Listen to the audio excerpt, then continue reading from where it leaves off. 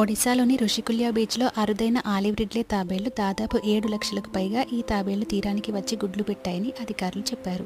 వాతావరణ పరిస్థితులు అనుకూలంగా ఉండటంతో ఈ ఏడాది 8 రోజుల్లో మొత్తం 6,98,718 తాబేళ్లు ఇక్కడ గుడ్లు పెట్టాయంట.